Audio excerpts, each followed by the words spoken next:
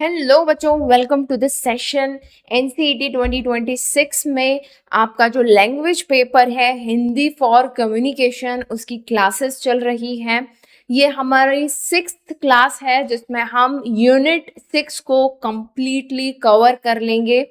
चलिए, सबसे पहले आपको मैं बता देती हूँ कि ये जो यूनिट है इट इज मीडिया रिलेटेड, मतलब कि मीडिया क्या होता है, कितने तरह के मीडिया होते हैं, ये सारी चीजें हमें इसमें पढ़नी है। इससे पहले के वीडियो अगर आपने नहीं देखे हैं तो चैनल पर कंप्लीट प्लेलिस्ट बनी हुई है, जा करके चेक कीजिए। यूनिट 1 से हम लोग यूनिट 6 तक पहुंच चुके हैं।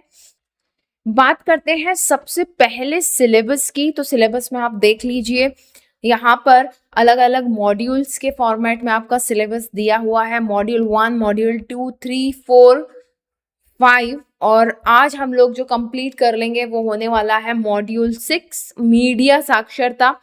काफी सारे इसमें ऐसे पॉइंट थे कि क्या रखा जाए क्या ना रखा जाए, इसलिए सेशन थोड़ा डिले भी हो गया। आज बहुत ही इंपॉर्टेंट फैक्ट इस यूनिट से रिलेटेड हम लोग पढ़ने वाले हैं, सारे पॉइंट्स आज कवर कर लेंगे।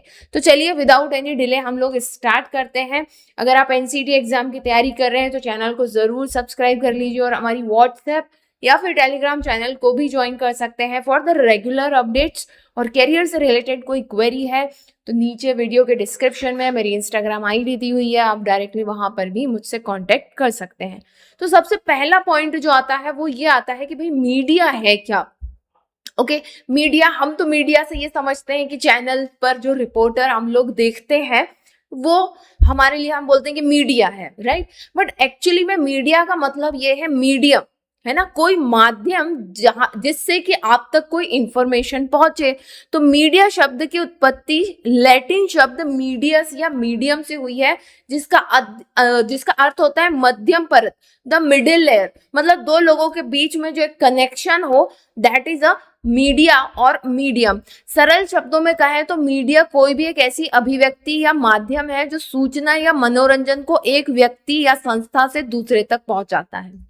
ठीक है, तो जो हम चैनल पर देखते हैं, बोलते हैं मीडिया ने ये खबर रिलीज की है, तो उन्होंने हम तक बीच में एक माध्यम है, या तो हम यूट्यूब पर देख रहे हैं, या तो हम टेलीविजन पर देख रहे हैं, या तो रेडियो पर सुन रहे हैं, या समाचार पत्र में देख रहे हैं, किसी एक मीडियम से, किसी एक तरीके से हम तक उन्होंने कोई इंफॉर्मेशन, सूचना पहुंचाई है, उसी को हम क्या कहते हैं, मीडिया कहते हैं।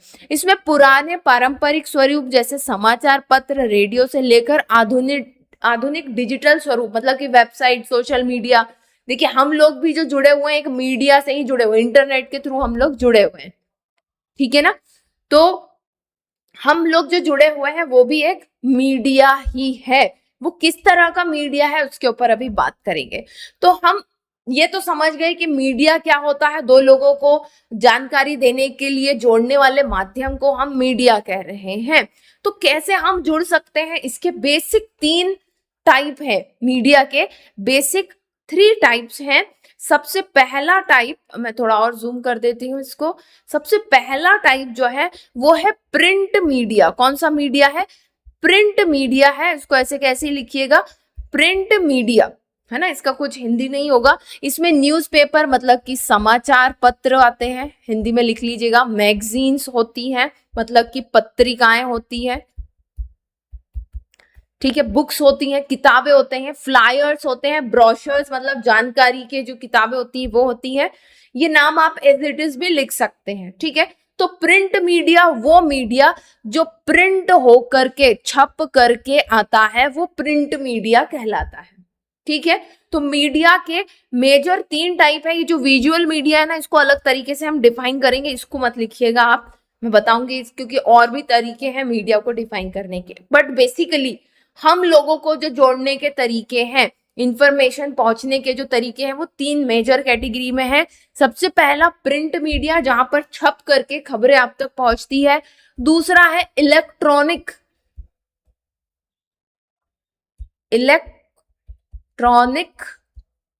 मीडिया, दिखाई दे रहा है आपको, मैं जूम आउट कर देती हूँ। इलेक्ट्रॉनिक मीडिया में क्या होगा, वायर होंगे, है ना, और इलेक्ट्रिसिटी, इलेक्ट्रिसिटी, वायर और इलेक्ट्रिसिटी के थ्रू, मतलब तारों और बिजली के थ्रू जानकारी एक जगह से दूसरी जगह तक पहुंचेगी। उसमें क्या आ जाएगा, टेलीविजन, रेडियो, फिल्म्स, ये आ जाएंगे। ठीक है। और जो थर्ड टाइप है उसे समझाने के लिए तो मुझे गायब ही होना पड़ेगा, राइट। तो देखिए, न्यू एज और digital media, that is very very important. और जो हमारी जो यूनिट 7 है, मॉड्यूल 7 जो है ना, वो इसी के ऊपर है पूरा। तो बहुत डिटेल में हम इसको उस यूनिट में पढ़ेंगे। हाल फिलहाल आप ये समझिए कि जो डिजिटल मीडिया है उसको न्यू एज मीडिया भी कहा जाता है, नए दौर का मीडिया कहा जाता है, या नए समय का मीडिया कहा जाता है।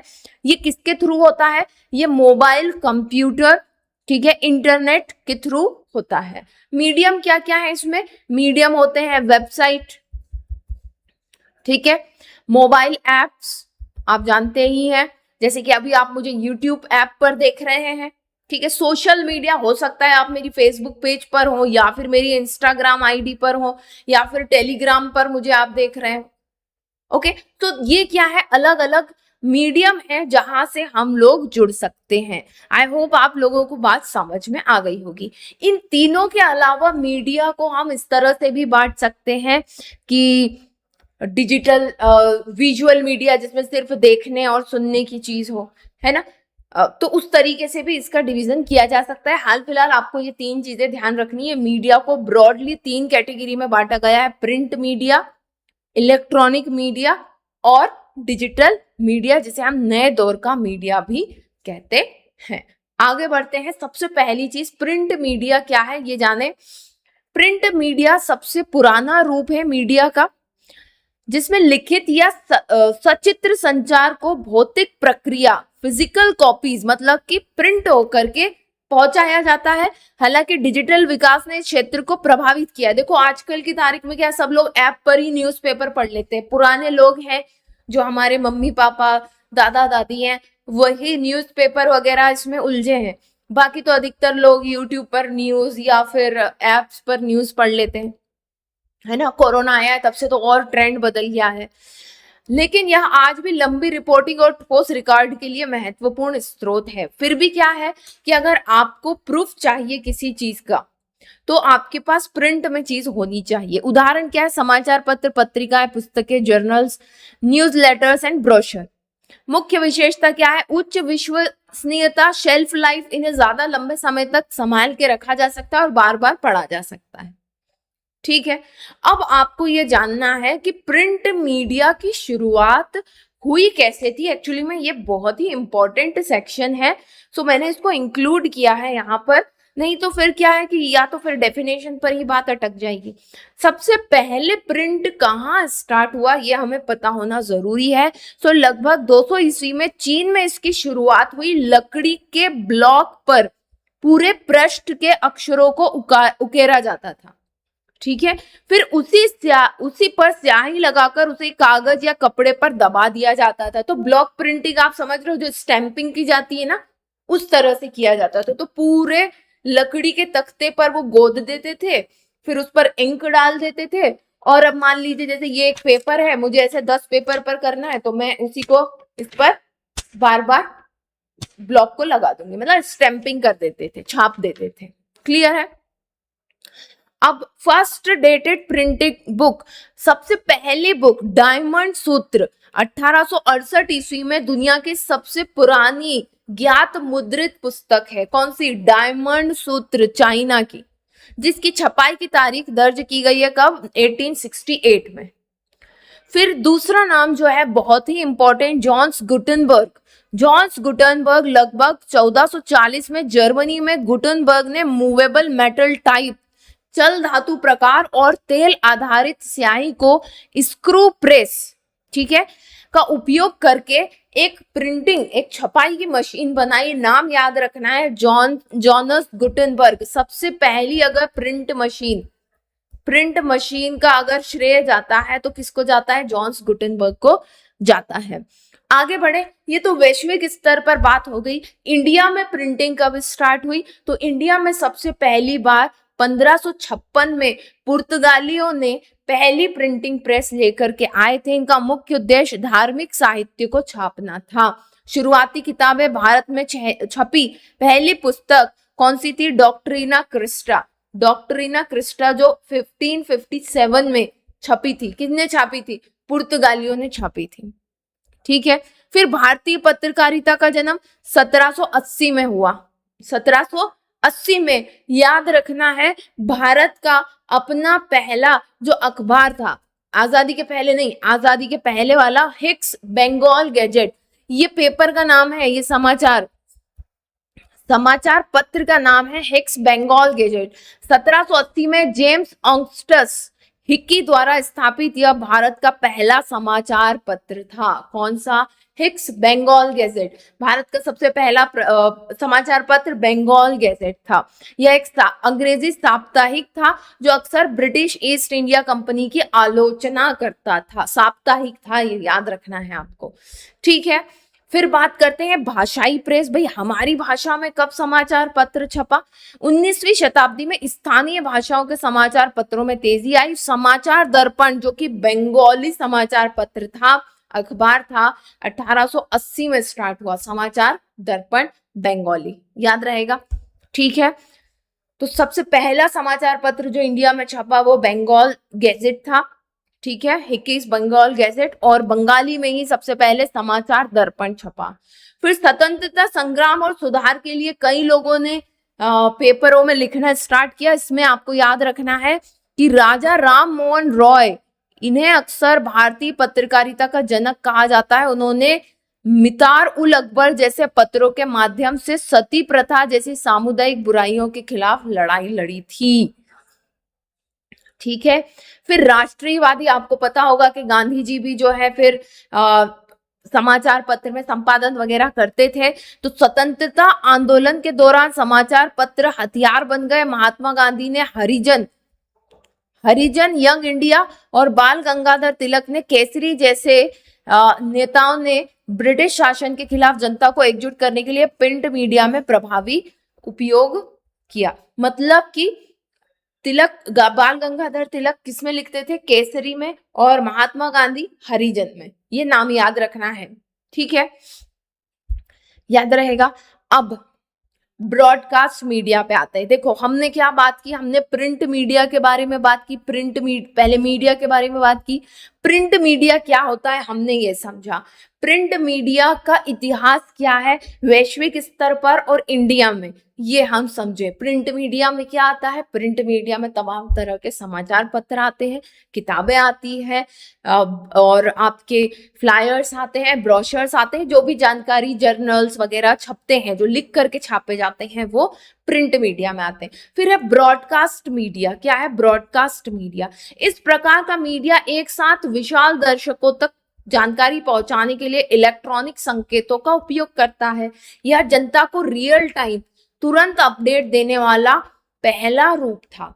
तो ब्रॉडकास्ट होना, आपने देखा होगा रेडियो पर न्यूज जब आती थी, आपने सुना होगा अपने मम्मी पापा या दादा दादी से कि पहले न्यूज आती थी तो 8 बजे शाम को न्यूज आती थी, दूरदर्शन पर हो या विविध भारती पर हो।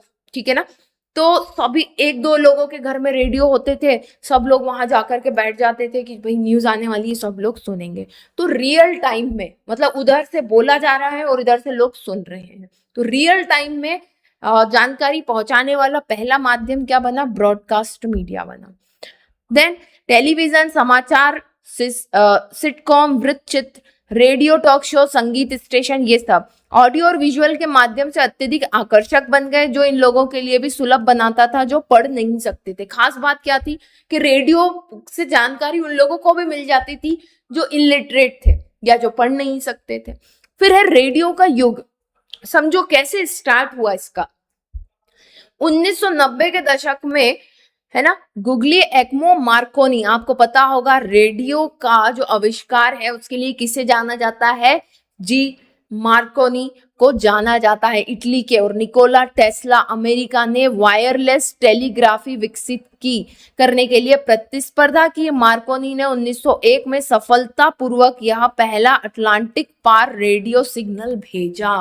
तो मार्कोनी को रेडियो का जनक कहा जाता है। किसको? मार्कोनी को। नाम इसको अंडरलाइन आप करो, लिख लो बल्कि। पहली बार इन्होंने क्या करा? सफलतापूर्वक अटलांटिक के पार रेडियो सिग्नल भेज दिए। कब? 1901 में। ये तो वैश्विक स्तर पर बात हुई। इंडिया में क्या हुआ भाई? इंडिया में शौकिया शुरुआत भारत में रेडियो की शुरुआत 1923 में मुंबई और कोलकाता में निजी क्लबों के साथ हुई थी। सरकारी नियंत्रण ब्रिटिश सरकार ने 1930 में इसका नियंत्रण अपने हाथ में ले लिया। तो मुंबई और कोलकाता में जो रेडियो की शुरुआत हुई थी, निजी स्तर पर जो लोग लेकर के आए थे, उसको ब्रिटिश सरकार ने ले लिया 1930 में। और फिर 1936 में इसका नाम बदलकर ऑल इंडिया रेडियो रख दिया। याद रखना, 1936 में ऑल इंडिया रेडियो नाम रखा गया, ब्रिटिश सरकार ने रखा। स्वतंत्रता के बाद इसे आकाशवाणी नाम दिया गया। इसे क्या नाम दिया गया? आकाशवाणी नाम दिया गया। ठीक है, दिखाई दे रहा है ना? ठीक। विविध भारती के बारे में जाने। रेडियो सिलोन के मुकाबला करने के लिए 1957 में विविध भारती सेवा शुरुआत की गई। यह सेवा भारतीय फिल्म, संगीत और व्यावसायिक मनोरंजन का केंद्र बन गई। तो सबसे पहले तो ऑल इंडिया रेडियो आया, जिसे आजादी के बाद आकाशवाणी नाम दिया गया। फिर आया विविध भारती। ठीक है, विविध भारती 1957 में आया। ओके, यहाँ पर एक कंपैरिजन चार्ट है कि हमारे यहाँ पहली बार रेडियो कब आया। देखो यहाँ पर पहली बार वैश्विक स्तर पर, मतलब ग्लोबल पर, अमेरिका 1906 में, भारतीय संदर्भ में 1923 में, मुंबई कोलकाता में। ठीक है, फिर उसको टेक ओवर कर लिया किसने? ब्रिटिश सरकार ने 1936 में ऑल इंडिया रेडियो नाम दिया। ठीक, और फिर आजादी के बाद आकाशवाणी उसका नाम हो गया। टीवी सेवाएं 1936 में बीबीसी यूके में स्टार्ट हुई। इंडिया में 1959 में दूरदर्शन की शुरुआत हुई है। रंगीन प्रसारण 1950 में अमेरिका में स्टार्ट हो गया था। हमारे यहाँ पहली बार रंगीन प्रसारण 1982 एशियाई खेल दिखाए गए थे पहली बार 1982 में। ठीक है, तो पहली बार रंगीन, पहले तो ब्लैक एंड व्हाइट चलता था। ठीक है, अब बात आती है डिजिटल मीडिया की, जो कि अपनी अगली यूनिट भी होगी, फिर भी हम बेसिक चीजें यहाँ पर पढ़ेंगे। डिजिटल या न्यू युग का जो मीडिया है, यह सबसे तेजी से बढ़ने वाली श्रेणी है। इसमें इंटरनेट या कंप्यूटर नेटवर्क के माध्यम से डिजिटल रूप से प्रसारित होने वाली हर चीज शामिल है। यह अद्वितीय है क्योंकि यह अक्सर संवादात्मक, इंटरेक्टिव होता है। हम लोग एक साथ, पहले तो क्या होता था, रियल टाइम में इंफॉर्मेशन इधर से उधर जाती थी, पर यहाँ पर टू वे कम्युनिकेशन है। क्या है? दोनों तरफ से बात हो रही है, टू वे कम्युनिकेशन है। इसलिए हम इसे क्या कह रहे हैं? डिजिटल मीडिया या न्यू मीडिया, है ना? क्या अलग है? क्या अलग है? इंटरेक्टिव है। डिजिटल मीडिया क्या है? इंटरेक्टिव है। उदाहरण है social media, Instagram, x, TikTok, website, blog, podcast, streaming सेवाएं जैसे नेटफ्लिक्स, यूट्यूब, वीडियो गेम्स, ये सब क्या है? Digital media. मुख्य विशेषता, दो तरफा संचार, जो दर्शकों को टिप्पणी करने, साझा करने और अपनी स्वयं की सामग्री बनाने की अनुमति देता है। दो तरफा संचार है, आप भी मीडिया बना सकते हैं, मैं भी मीडिया बना सकती हूँ और साझा कर सकते हैं, ये इसकी खास बात है। ठीक है, बुनियादी ढांचा, शुरुआत कब हुई थी? पहले कंप्यूटर 1940 के दशक में, इन्वेक, ठीक है, ये सबसे पहले कंप्यूटर का नाम है, के रूप में, और मैनचेस्टर मार्क जैसी मशीनों ने यह साबित कर दिया कि जटिल जानकारी को डिजिटल रूप में संसाधित किया जा सकता है। ओके, तो सबसे पहली ना, और सबसे पहला कंप्यूटर नहीं है, मशीन थी।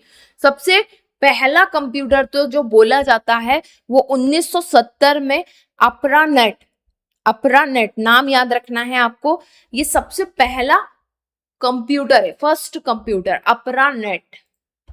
ओके, अमेरिकी रक्षा विभाग द्वारा वित्त पोषित था, ने दो कंप्यूटरों के बीच पहला संदेश भेजा, जिसे आधुनिक इंटरनेट की नींव कही जाती है। तो ये जो अर्पानेट, और मैंने प्रोनाउंस गलत कर दिया था, मैं सॉरी, अर्पानेट जो है ये क्या था? ये फर्स्ट इंटरनेट है। क्या है ये? First internet.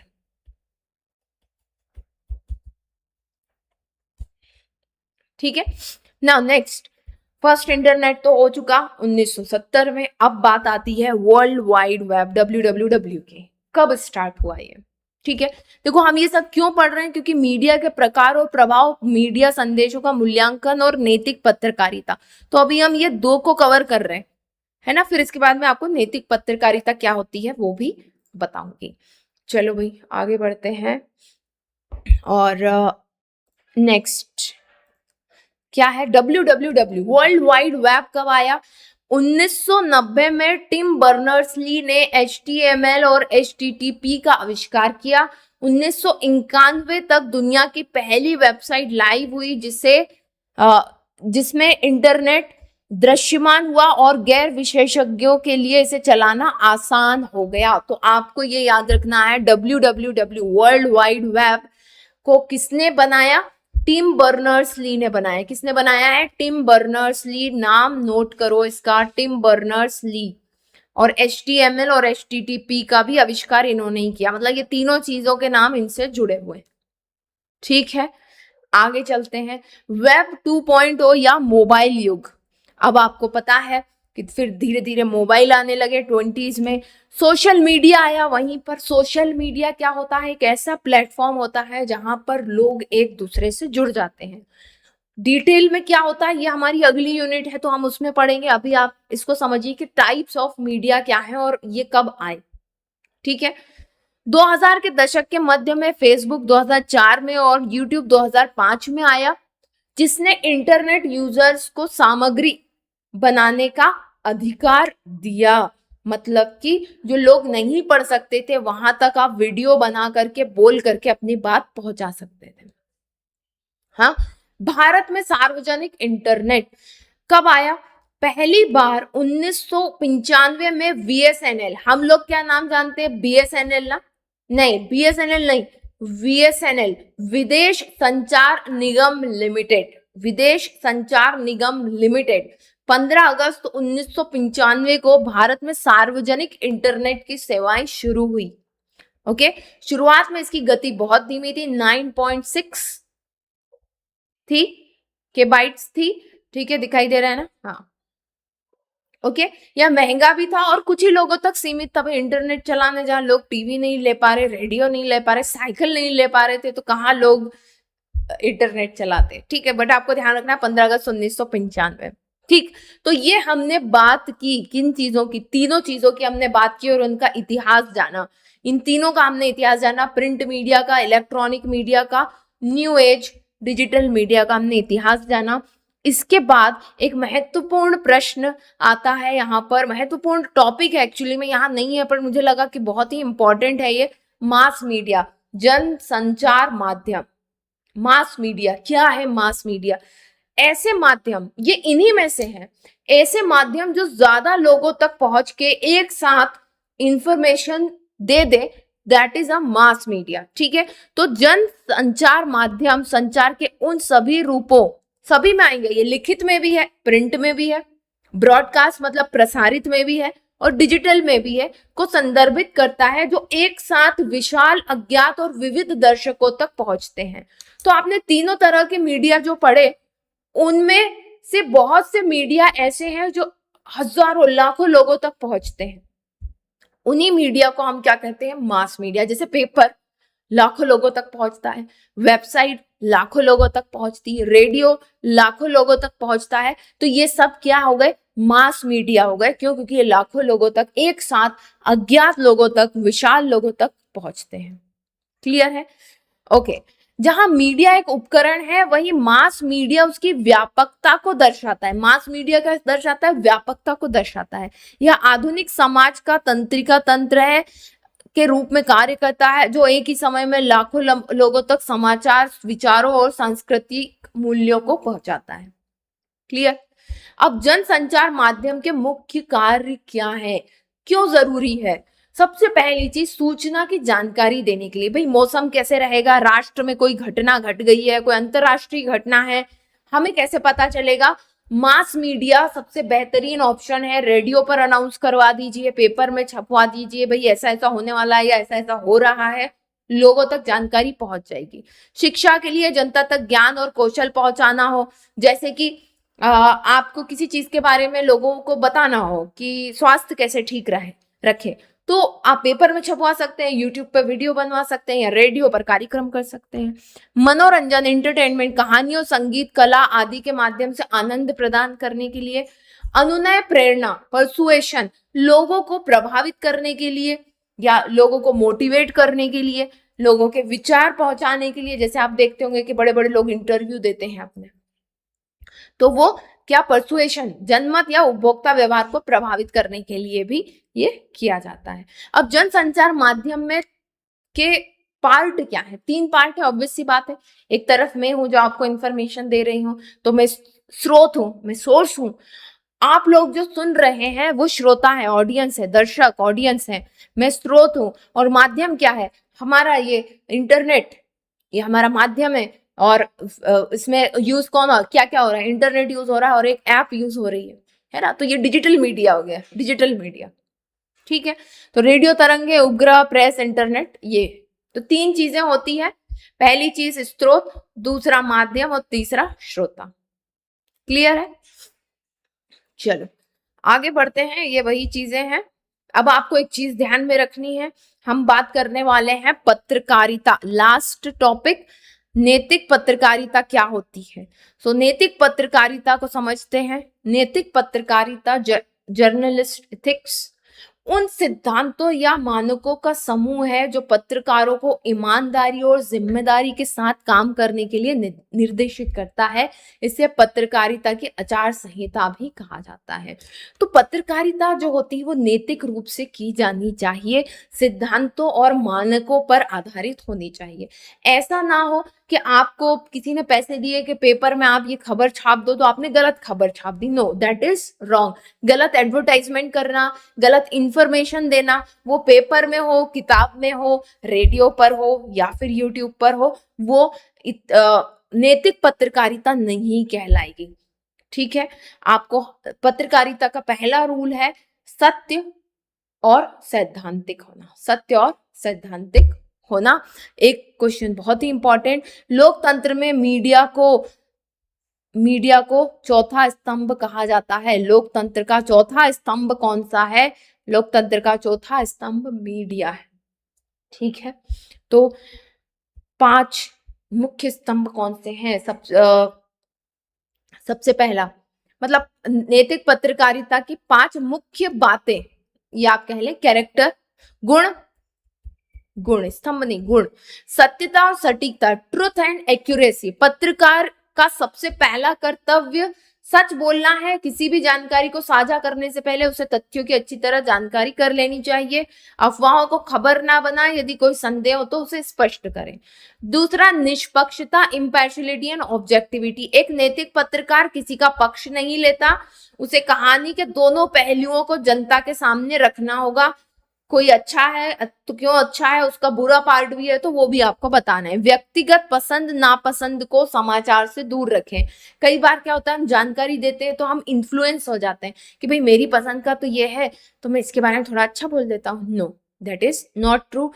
पत्रकारिता निष्पक्ष होनी चाहिए। देन स्वतंत्रता, इंडिपेंडेंट। पत्रकारों को राजनीतिक, व्यक्तिगत और व्यवसायिक प्रभाव से मुक्त होना चाहिए। ऐसी विज्ञापन दाता या शक्तिशाली व्यक्ति के दबाव में आकर खबर नहीं बदलना चाहिए। तो स्वतंत्र पत्रकारिता होनी चाहिए। जबकि होता क्या है, आप सभी लोग जानते हैं, पैसे वाले लोग अगर कहीं कहीं खबरों में आते हैं तो पैसे देकर के खबर को दबा दिया जाता है। खबर आ भी गई तो नाम नहीं छापा जाता है। ये बातें आप बहुत अच्छी तरह से जानते हैं। और पैसे देकर के खबर को चलाया जाता है। आप यकीन नहीं मानेंगे, पत्र का, आपके जो समाचार पत्र जो है उसमें अगर किसी कॉलेज का एडवर्टाइजमेंट आ रहा है, भले वो अच्छा ना है पर दिखा करके अच्छा बताया जा रहा है उसे। ठीक है। It's a paid news. क्या है वो? Paid news. पैसे ले करके खबरों को छापा जा रहा है और इंडिपेंडेंस या आप कहें नैतिकता को खत्म किया जा रहा है। फिर है मानवता और संवेदनशीलता। कहाँ गया मेरा ये पेन? ठीक है, पेन गायब हो गया मेरा, जस्ट अ सेकेंड। खैर चलो देखते हैं। मानवता और संवेदनशीलता, ह्यूमैनिटी एंड सेंसिटिविटी होनी चाहिए। खबर देते समय किसी को अनावश्यक नुकसान नहीं पहुंचाना चाहिए। पीड़ितों, बच्चे, संवेदनशील मामलों की रिपोर्टिंग करते समय गरिमा बनाए रखनी चाहिए। मतलब कि संवेदनशील होना जरूरी है। अगर कोई विक्टिम है, किसी के साथ गलत हुआ है, तो आपको उनका नाम नहीं बताना है, चेहरा नहीं दिखाना है, नहीं तो समाज में उनके लिए रहना फिर और मुश्किल हो जाता है। ठीक है, बट होता अक्सर ऐसा ही है।